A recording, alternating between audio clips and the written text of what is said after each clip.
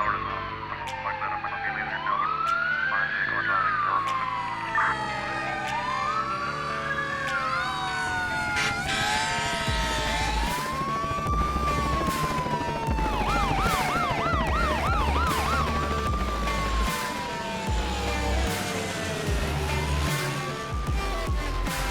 Hey everyone, it's Sam, and welcome back to the 911 Nonsense podcast.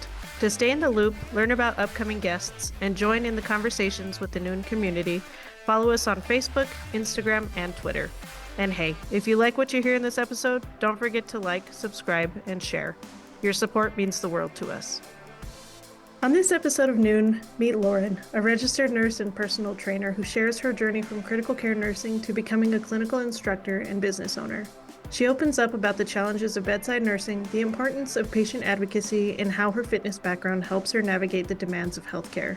Join us as we discuss the realities of nursing, the struggles of building a business, and the need for better education in the medical field. Let's get started.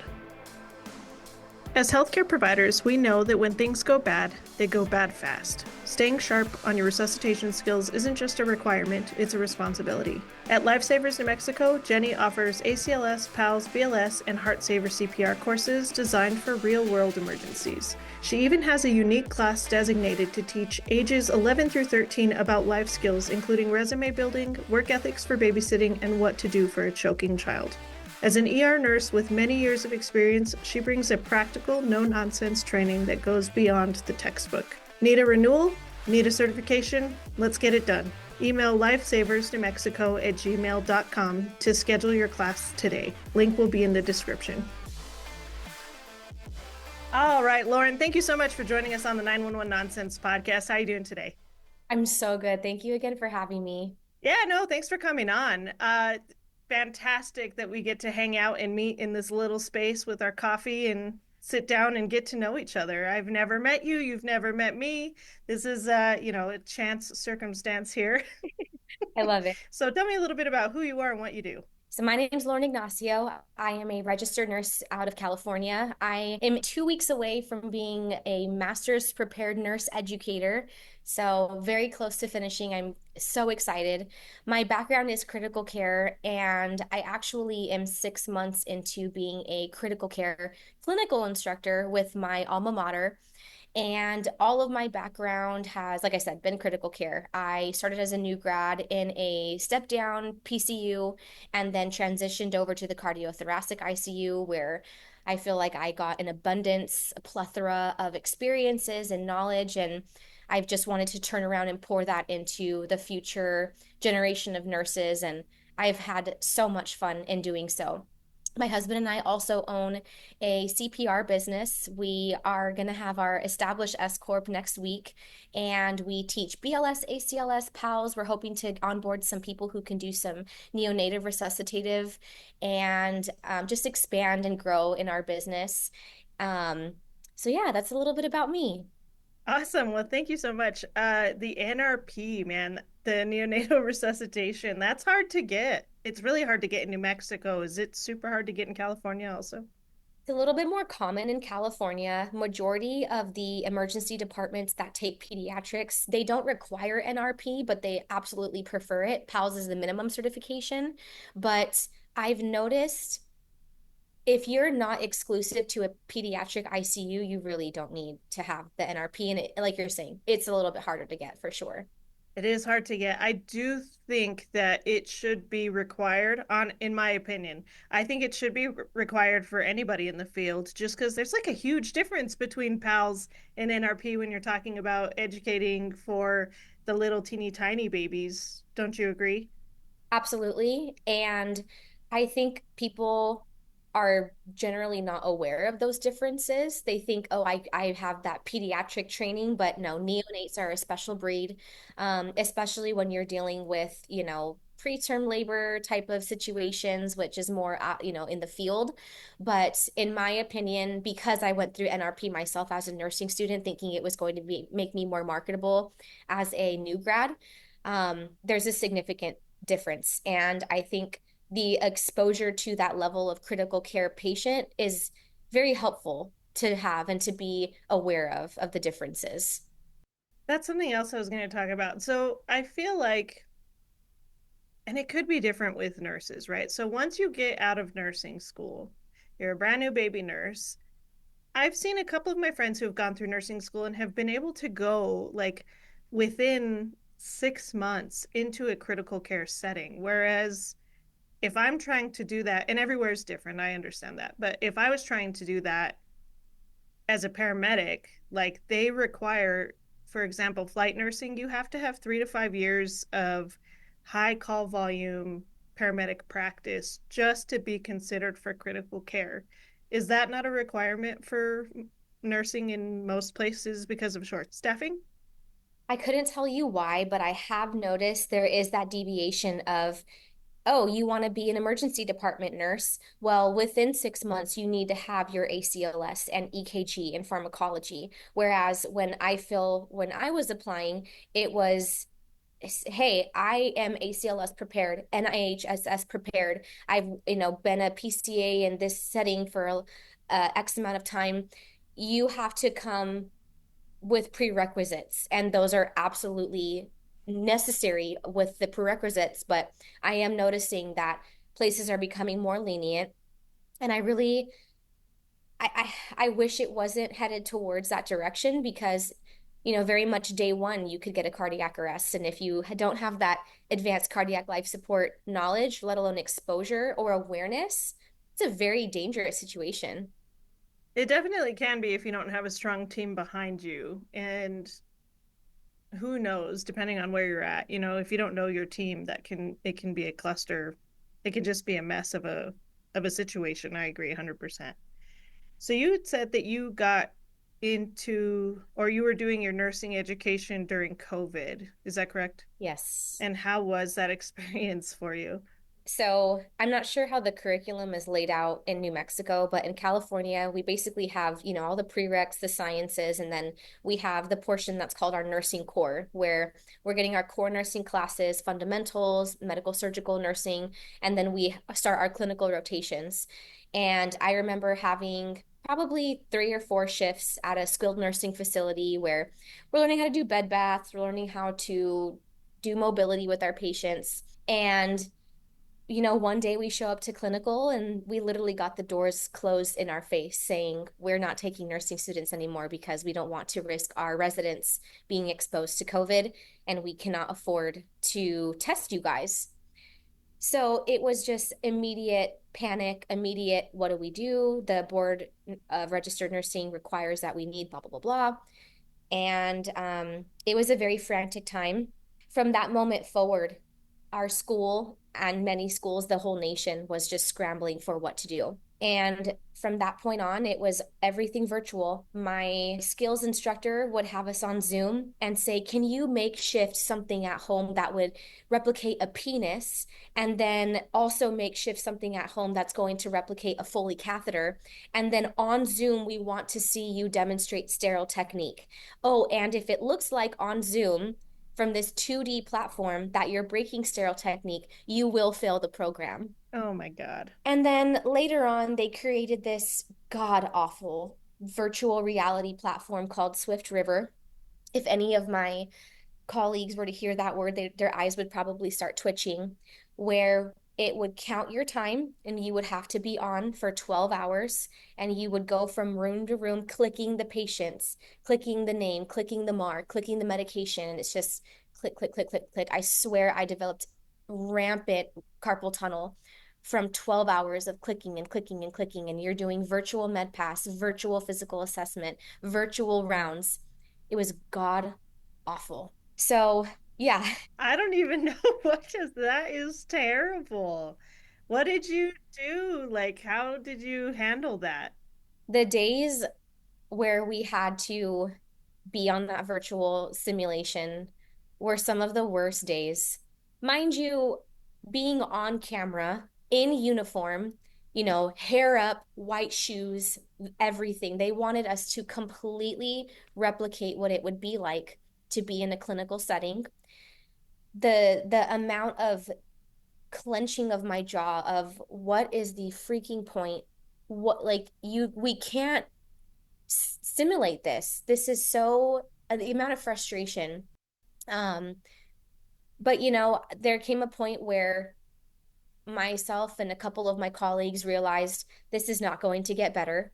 Throughout our fundamentals course, and then intro to med surge, and then psychiatric, it was like, yeah, this is a full-blown pandemic and all nursing schools are shut down. We're not special. This is just going to be our experience. And so it was just a bite the bullet, get it done, and get out. We had no choice.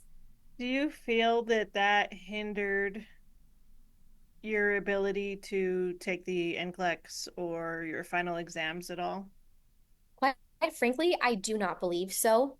While the clinical didactic portion was robbed of me, I definitely feel that the ATI, like the testing that we had to do, all of the questions that we were exposed to, the NCLEX prep, that was definitely still there, which I appreciated because I was like, look, if you're not going to get me the exposure in the clinical setting, in the hospital setting, at least let me pass my boards. At least get me prepared to that extent. Everything else I'll figure out. And that's what prompted me to get a job in the hospital, to do all the things that I could that were within my control to still be able to learn. And so fortunately, at least, from my experience, I feel like when it came time to sit for my test, I was ready. When it came time to sit for my boards, I was like, okay, everything that I've been doing as far as test taking in my nursing school journey has prepared me to do well. And I did, fortunately. They took away half your schooling, still charged you full price for all of those classes. And if you failed, it's not like they gave you an extra opportunity. They're like, see you later. Yeah. But like you're saying, I wasn't given that hospital exposure, but yet I still did well on my test. That just goes to show and prove nursing school is not going to prepare you for bedside skill. It's simply getting you to pass the NCLEX. And now, from a clinical instructor position, I'm seeing my students who are now a semester away from graduating, and I see such a huge disconnect of the skills portion of even having the courage to step into a patient's room and introduce themselves and say, hey, I'm going to do an assessment. Um, and it's just really disappointing because they have the opportunities. They're getting in the clinical sites, they're going to skills. I didn't have any of that yet. At that level, when I was a student, I feel like I had the courage to do so. And so I don't know what is going wrong. I don't know where in the curriculum there's a deviation towards test preparedness and not having like a nursing mindset. And so, a challenge that I focus so heavily on that I hope my students can benefit from is I focus more so on the why, where I'm like, okay, cool, you did your assessment, but why did you do that type of assessment? What prompted you to do that? And okay, based off of your assessment, based off of your nursing diagnosis, this is the type of medication, but why did you pick that medication? Why are we picking digoxin over metoprolol, or why are we picking metoprolol over milrinone in certain settings? And they forget, or they're just not being exposed to understanding down to the cellular level why that medication plays into a patient's physiological process, how that addresses the pathophysiological process, and then tying that back to reevaluation, reassessment. It's like it's all separate for them. And so when they come to me, I have to lay all the puzzle pieces out and have them put it together. And for some students, I'm noticing it is so hard for them to do that. Eventually, because I am so passionate about teaching and because I drill it so harshly into them, they are like, oh, the lights turn on and they're like, it makes sense. And that's where I get so much joy out of my job because seeing the lights turn on, seeing them understand it, it's like now you understand what it means to be a nurse. Now you understand what it means to be an advocate. Because if you're missing one of those puzzle pieces, you're not going to be able to care for that patient as a whole. Something will be missing, something will go wrong. Yeah, no, it's super cool that you're building these puzzles for them to figure out. But why do you think that there's so many students that are having problems making these connections coming into the field?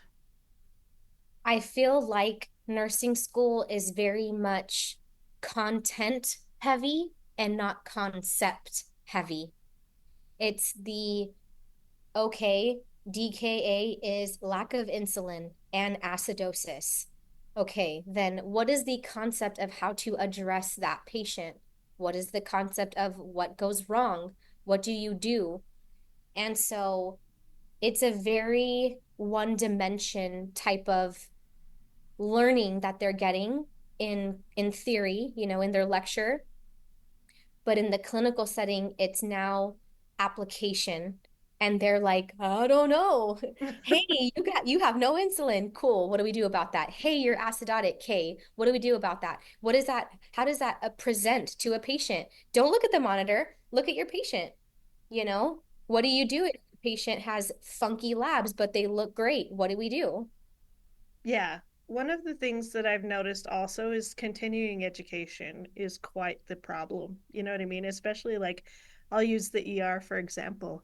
Your continuing education every year is doing 20 PowerPoints that last 4 or 5 hours, right? And there's no real push for learning the new concepts. Like DKA specifically, one of the huge things that they're saying is, why are we pushing calcium? Yes. It's not effective. Why are we doing this? There are proven like statistics showing that it's not having any changes within the patient. Why are we still doing this? Why, you know what I mean? Why aren't we trying something else?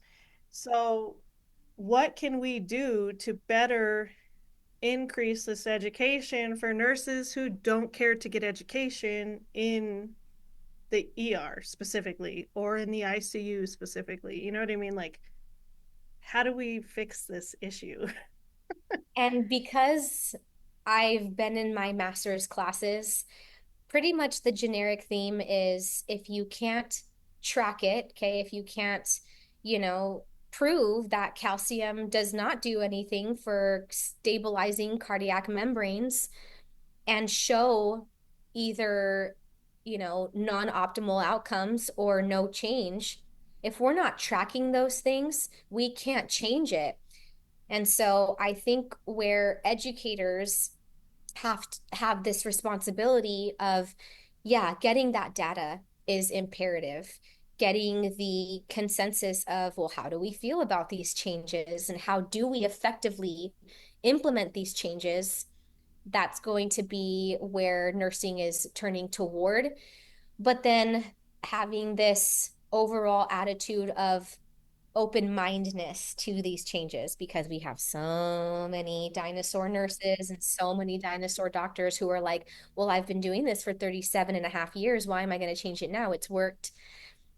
So, it's just the fiddling of that, but it's tough. And I wish that nursing was a lot more standardized. I wish that there wasn't a difference of, Nancy nurse versus Gretchen nurse and why do they do it so differently, yet they accomplish the same thing. I think there definitely needs to be a change and a shift. But as a brand new educator, I don't know how to do that, and I hope I can figure that out. Yeah, no, definitely. And I don't think it's just a shift like down to one person. I think it just needs to be a total shift altogether. And quite, I couldn't imagine going to school during COVID. Like, that would have just been insane. I got pretty lucky where I was. How did you cope during that time? Definitely fitness. I knew that I had to keep taking care of me. The weeks where I would mope and the weeks where I would be lazy, I felt worse. I felt more anxiety, especially because, we were all trapped in our houses, couldn't physically go to clinicals. I'm the type of person, like I said earlier, I'm insane. I have to be busy. My mind has to be exercised. My body has to be exercised.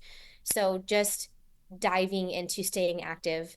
And fortunately, like I said, I had my little guy. He was 4 and 5 at the time, 4/5 at the time. And so, he was just as crazy as me. So wanted to be at the park, wanted to jump around, wanted to play. So between fitness and interacting with my son, I was able to just check out of this very yucky experience that I had. And that promoted you to become a certified personal trainer, correct? Yes, there was a portion in our nursing school where we're out of during pediatrics slash our public health rotation where it was just boring. The workload wasn't very heavy. And I thought if there's a time to do it now. And this is also when my social media platform was also blowing up from posting about, hey, this is a good workout routine for nursing students. This is what I do as a nursing student. These are good things to eat when you're going to, class all day. And so I felt that from a certification and liability standpoint, I needed to do it. So that's when I took advantage of that downtime per se that I had and got that cert. That's fantastic. And was that something that was complicated for you to get? No, like since high school, I was always big in fitness and exposing myself to that knowledge and that type of just people in general. And so when they were asking me about workout splits and form, I was like, I've known about these things for a very long time. It was more just the technicality, I suppose you could say, of which certification that I wanted to get, how long I wanted to study. But for the most part, it really wasn't bad. That's awesome. Yeah. And good to hear that it's definitely doable for people who are in the midst of a pretty heavy program to be able to go and do something that might help make them feel better. Even if they don't get certified, they can still go out and do all of these things. That's awesome. Absolutely. Absolutely.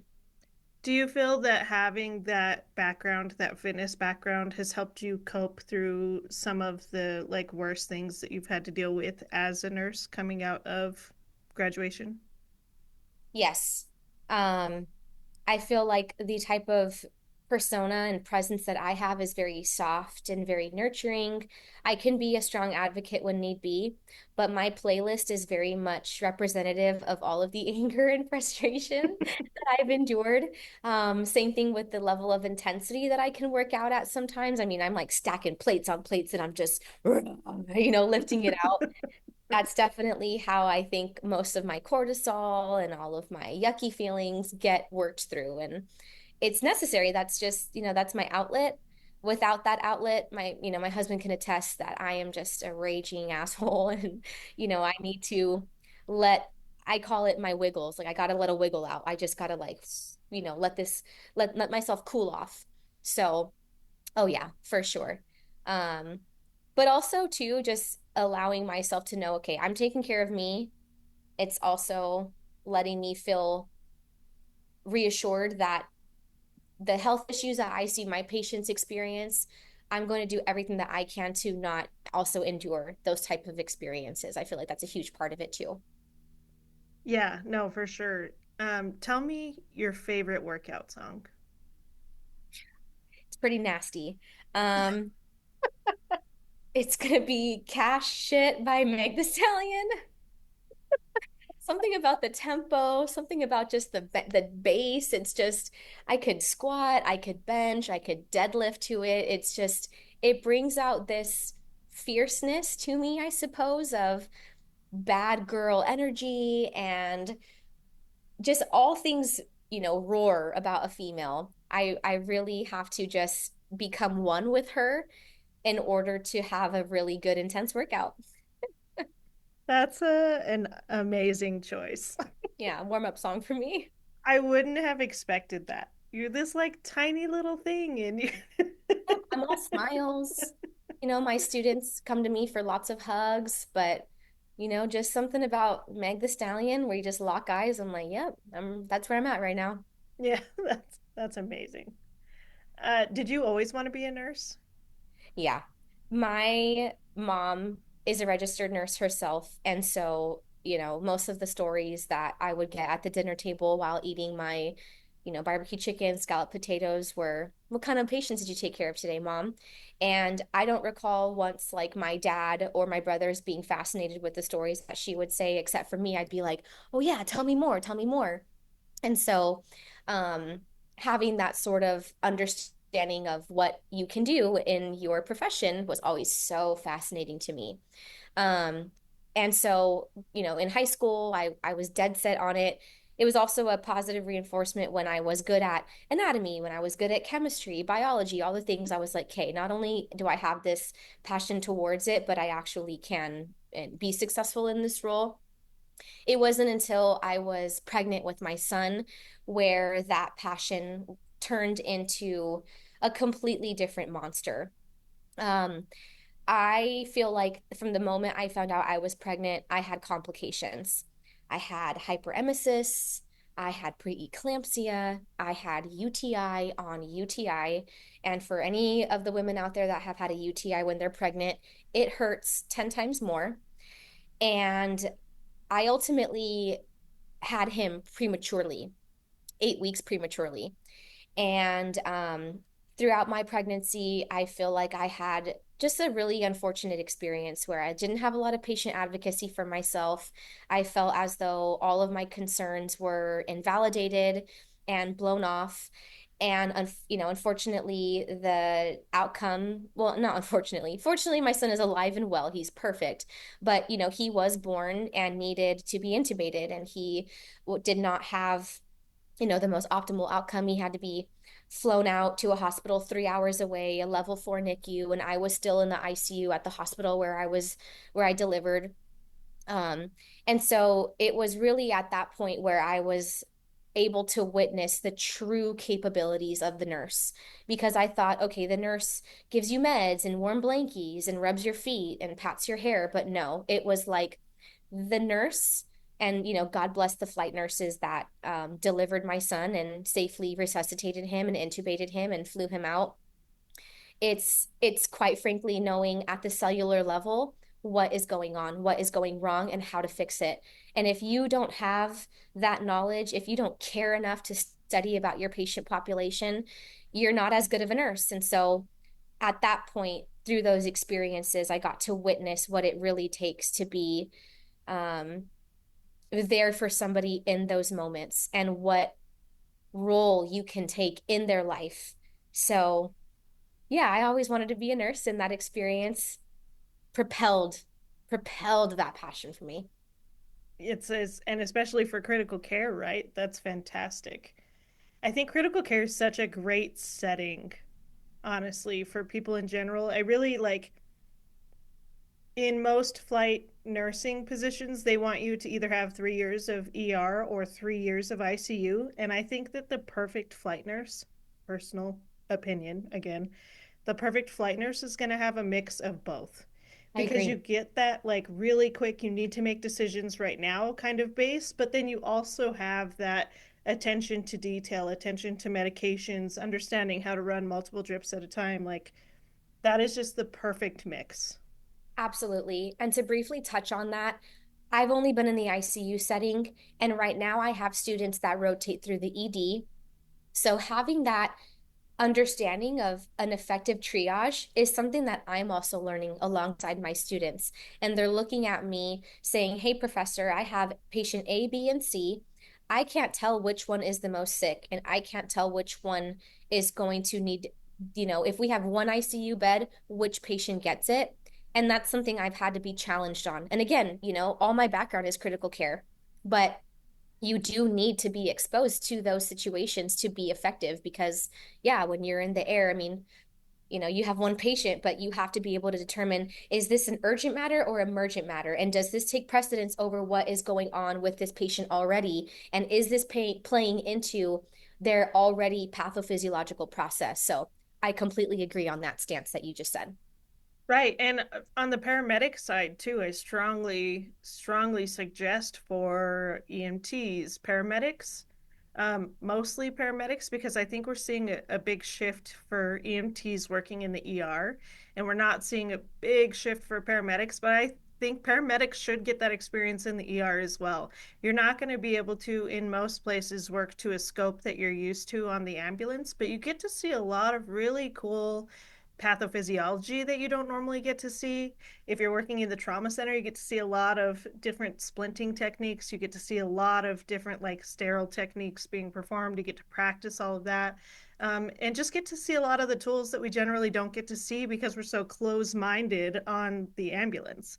And I worked 3 years in the trauma ER, and that was eye-opening. So I tell everybody, like, at least go for a little while and kind of see, broaden your experience and broaden your knowledge on the things that we always just sit down and talk shit about. We're like, oh, the freaking nurses, they hated that I brought them in a patient today. Well, I don't think they hated that you brought in a patient. I think that they've been slammed for the last 6 hours and they haven't gotten to take a break to pee or to eat or to even just sit down and acknowledge that they themselves are a human being. You know what I mean? Yes.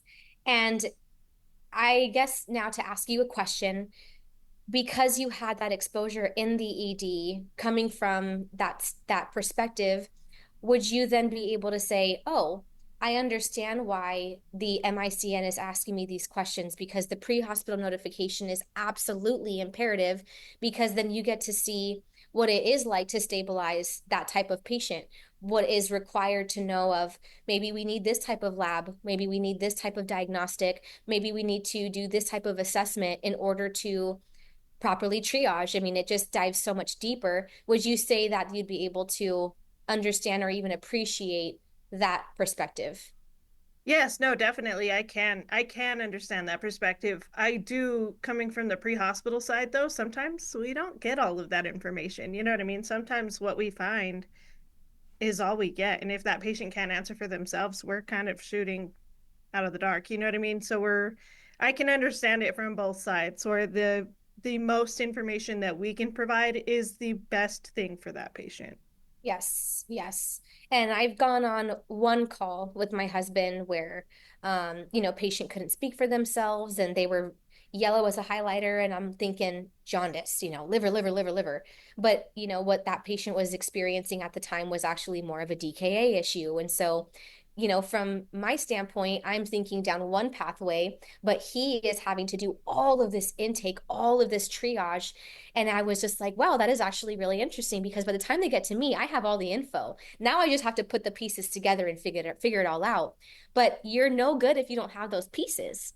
And so it Yes. really allowed me to understand and have some empathy for what he has to go through because he's like, that's so cute that you get all of this knowledge, you get all this stuff to play with. I don't have shit. I was like, okay, okay, okay. Maybe your job is a little hard. All right. And just to let people know and understand, her husband is a firefighter.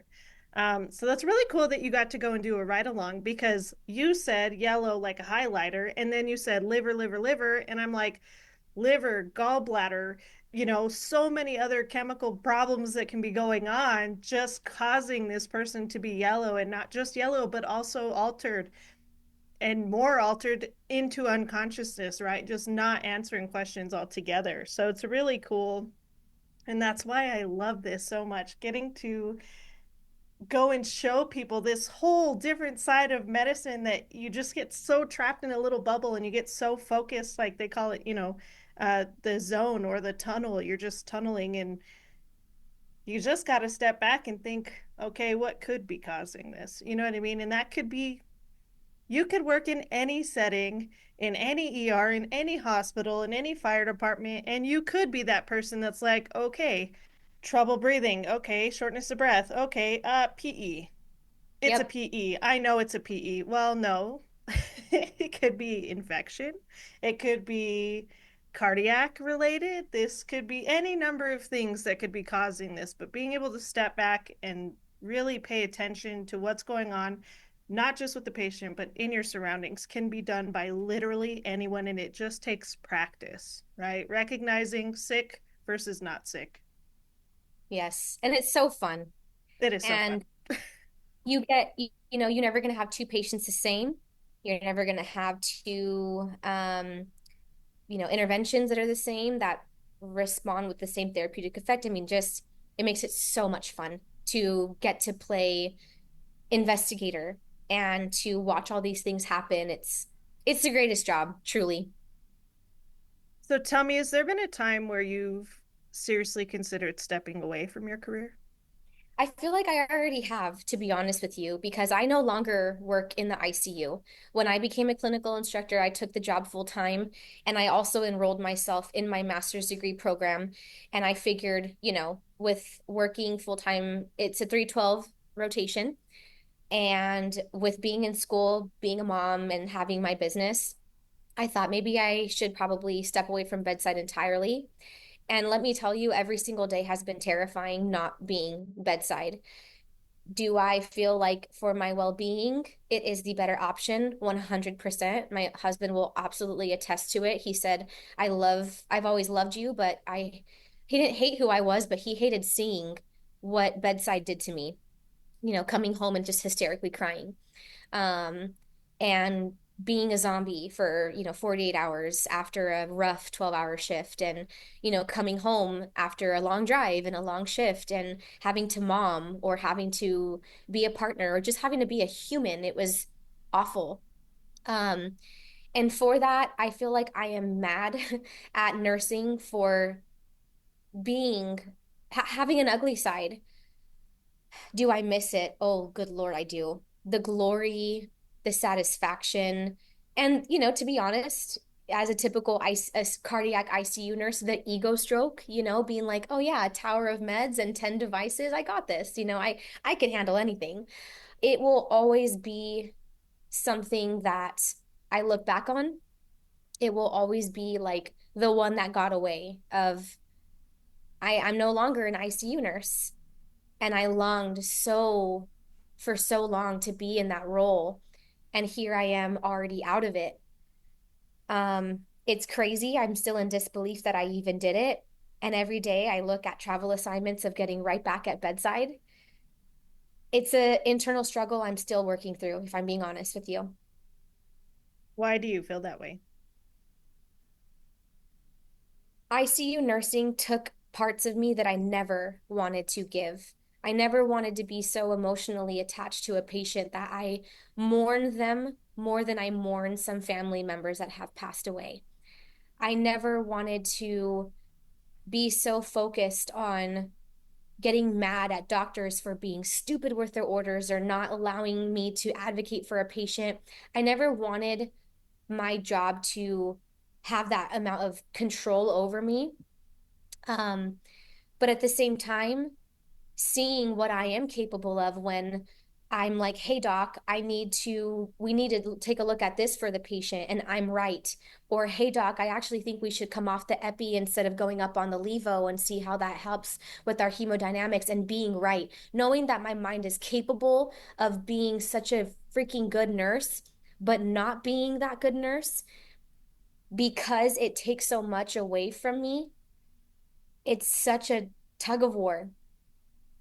So I struggle with that for sure. Do you think that there's something or a process that could be changed to help alleviate that for fellow nurses?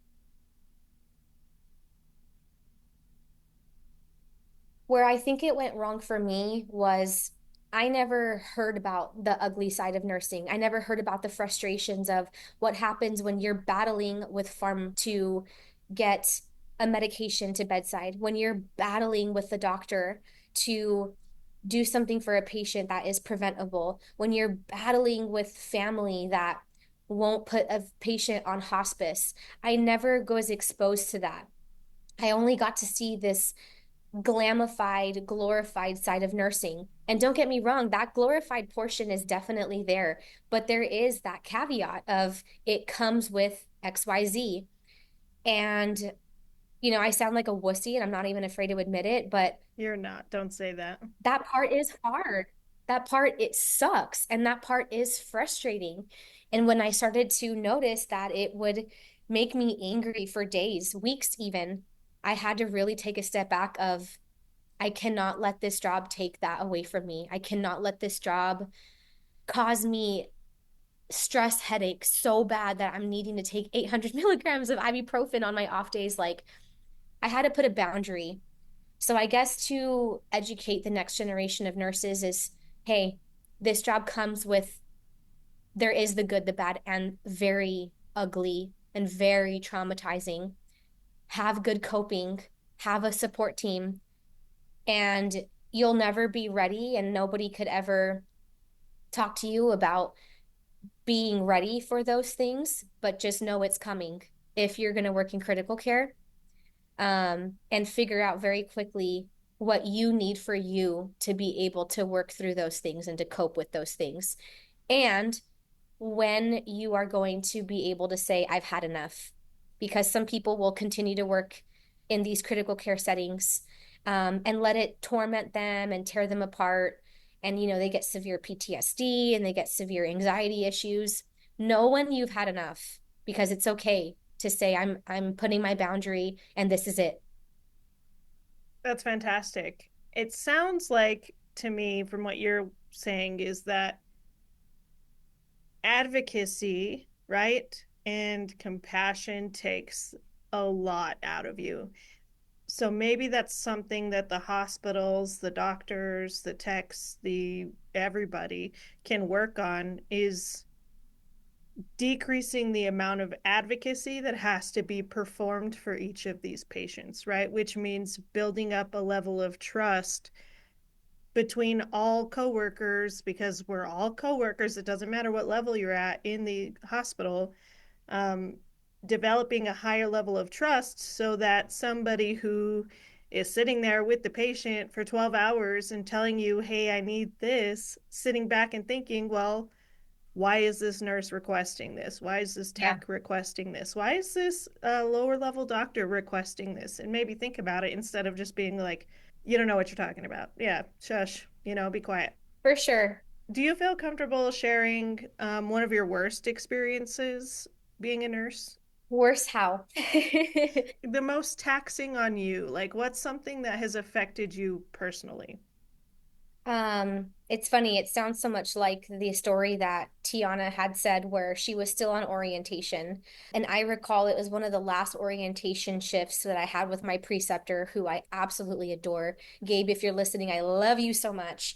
Um, he, I'm sorry, we had this patient who felt very dizzy during a dialysis session, outpatient, called 911. She was hypotensive in the field, came to the ED, coded in the ED due to cardiac tamponade, came back to our floor, was stable, had a pericardial drain, needed to be dialyzed, and was going to be sent out the door. And so, about 15 minutes into her HD session, she started to tell me that she was feeling lightheaded, generally unwell. Vitals were stable, but I believed her. There was a look on her face and there was an energy in the room where I was like, no, something's wrong.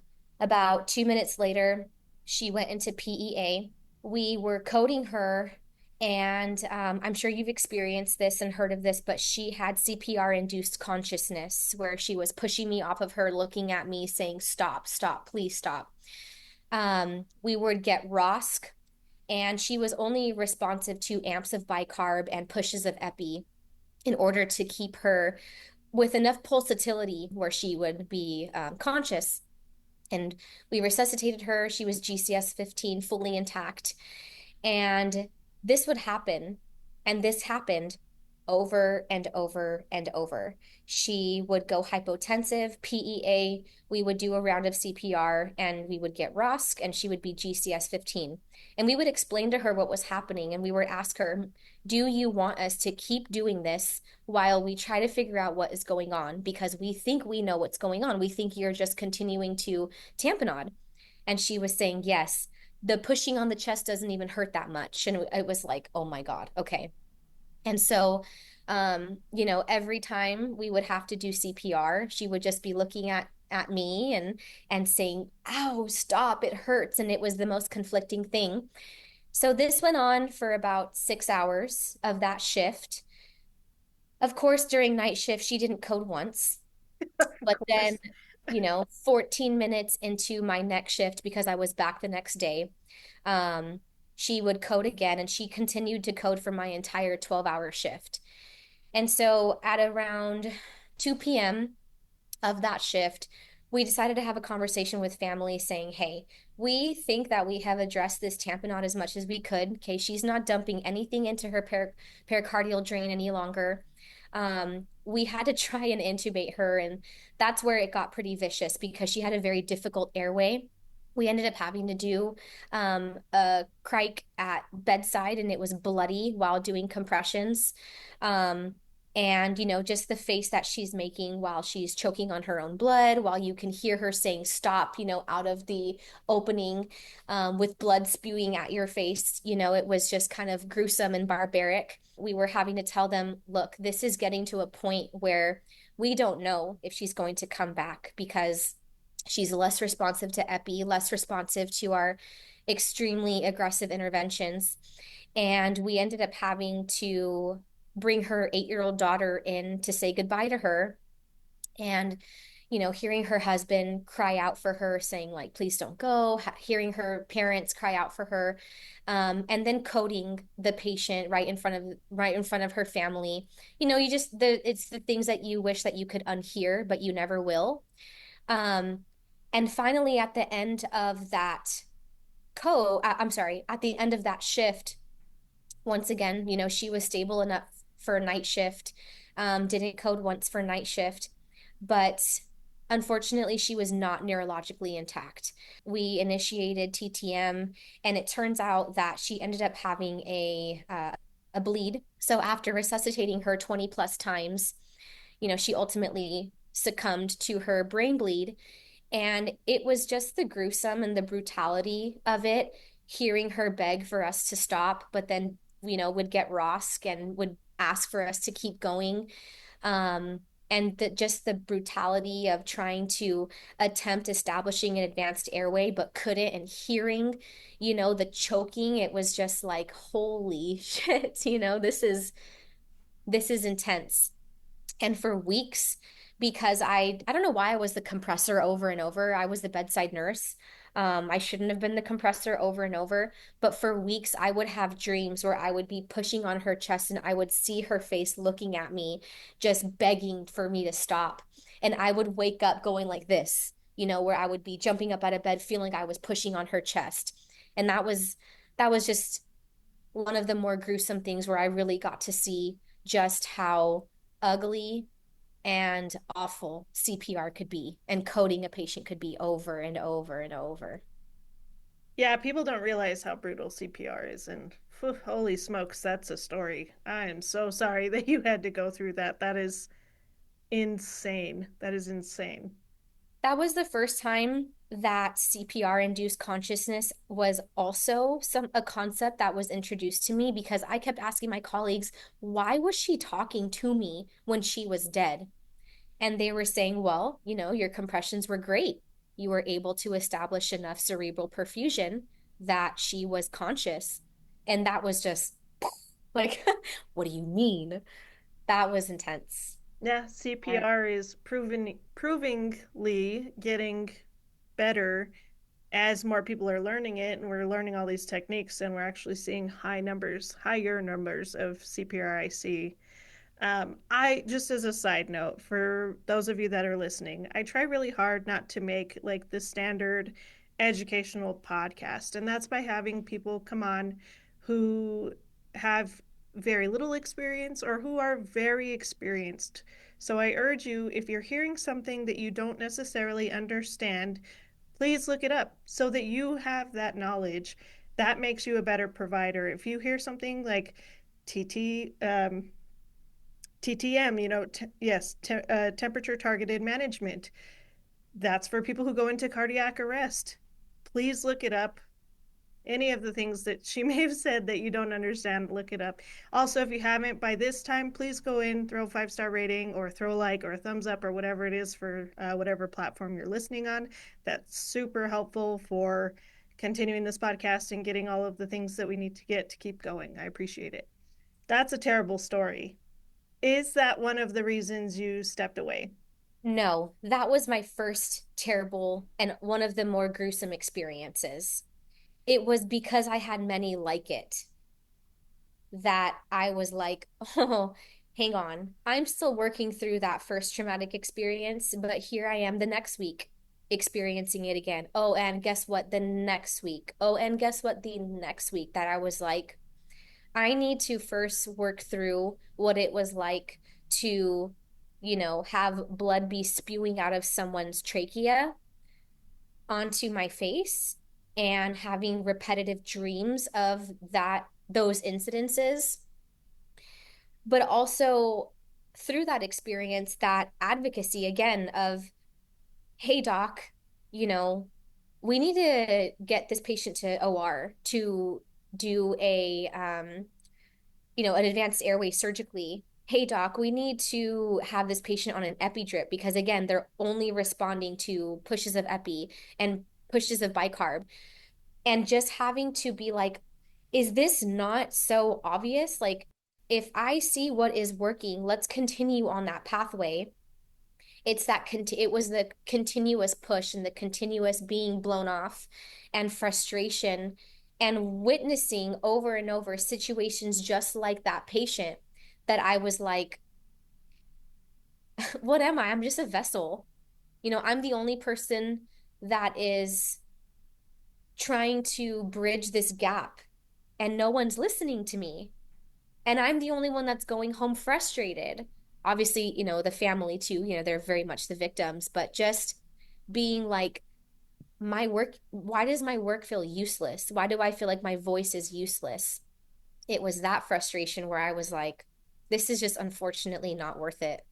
I was like, I could do this somewhere else and get paid where it's a little bit more worth it. No, for sure. And anybody who says they didn't get in this job for the money, like that could be true, but it's also you have to pay your bills, right? You have to pay your bills, you have to pay for your family, you have to live. And to live, we don't want to be working 30 hours in a day just to make those paychecks because you can't live if you're working like that. So I really wish they would bring back the days where you could work a minimum pay job and still afford to buy a house, right? Yeah, it makes no sense, that I have a baccalaureate prepared career. I'm very successful in it, also with somebody who is in a very successful career. Yet, I feel like I have to expand and work in other places where the wage is higher to buy a house. With a backyard. It's sad. It is sad. But you're kind of stepping, like you said, you're stepping away and you've formed this whole other side business. Still a little bit with nursing, but also involving the personal training side, correct? Yeah, I feel like I've unfortunately had to settle down a little bit with the personal training just because it was becoming too much of juggling this, juggling that. In the upcoming months, well, I guess literally within the next month, as soon as I graduate, I want to kind of get those wheels turning a little bit more. And what's nice about how I've set that business up is a lot of it is very automated, where somebody inquires about the program. I say, hey, I think this program is for you. And the program does all the work for me. It gives them a meal plan that is tailored uniquely to their needs. It also is going to be unique to their work schedule, whether they're working 4 days, 3 days a week. It does check-ins. It's almost like a bot in a sense, for people who are listening. I'm still very much part of it. I'm tracking all of these things, making sure that it's working. But as far as the workload, I'm not having to be as intently detailed to it. Whereas the CPR business, I can't set a bot to go teach a class for me. I have to Yeah. physically be there, and I want to physically be there. I love engaging with the students, and majority of the students that I teach ACLS and PALS to are also my students that are in nursing school. So that is very rewarding. But I'm able to be more dedicated. And also, my husband's very busy. He also has his own business, which is insane. Like I said, we're crazy people. And so I take over a lot of the accounting, the scheduling, making sure the website looks good, making sure that our numbers are all put together. So that part takes away some time.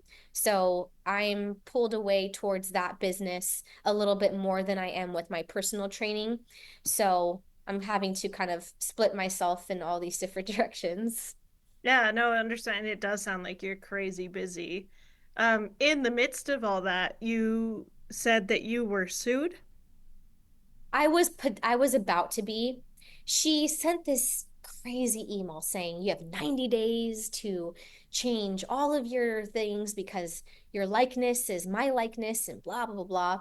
And so, within 3 weeks, I was able to change all my things. And so she never came after me.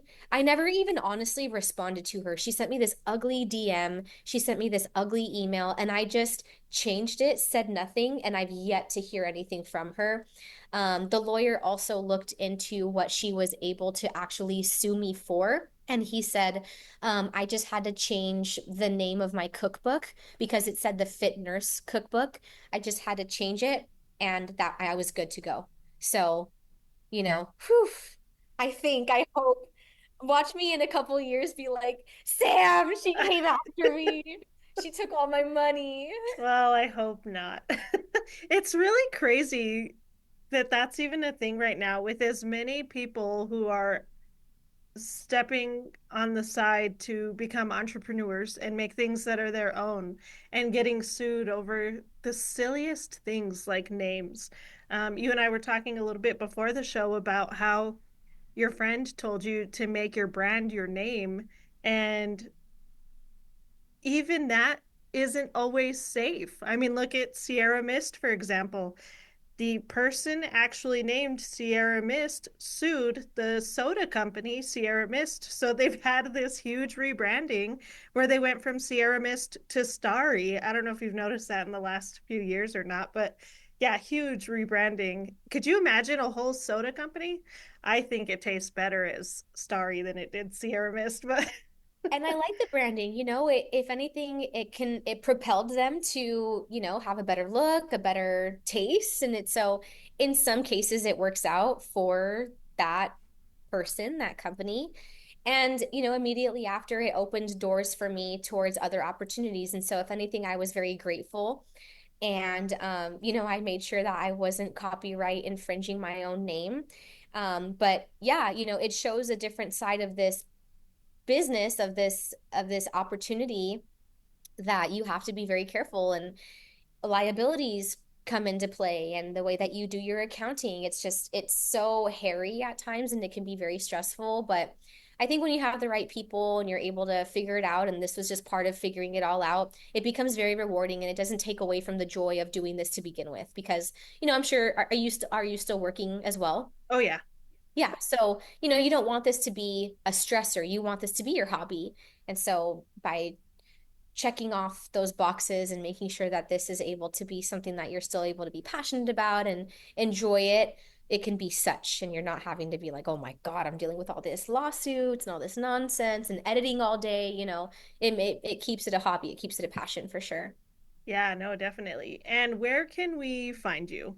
I am on Instagram. My handle is Lauren Ignacio, Ignacio_.